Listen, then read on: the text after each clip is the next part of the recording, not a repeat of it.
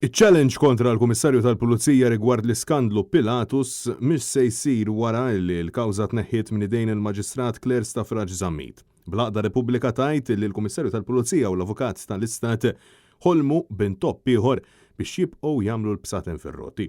Dwar dan sar rikors mill-Avukat Jason Azzopardi u qal li kollox qed jindika li qed isiru ħwejjeġ minn wara dar l-Għaqda Repubblika minkejja li l-kawża bdewha huma parti fiha.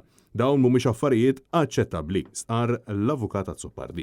U insista li dawn il-kutrum bajsi mhux ser jaqtawlhom qalbhom. L-Għaqda Repubblika tgħid li dawn huma tentattivi disprati biex il-Kummissarju tal-Pulizija jibqa' jħalli lill-kriminali li għandhom il-ħbieb fil-poter jiġru barra. Maġistrat Claire Staffraġ Żammit kienet ġiet assenjata mill-Prim Imħallef Mark Katkuti biex tippresjedi l-proċeduri ta' kontestazzjoni mresqa mill-Għaqda Repubblika kontra l-Kummissarju tal-Pulizija Angelo Cafa minħabba l-allegat nuqqas ta' azzjoni tiegħu fil-prosekuzzjoni tal-ogħla uffiċjali tal-Bank Pilatus.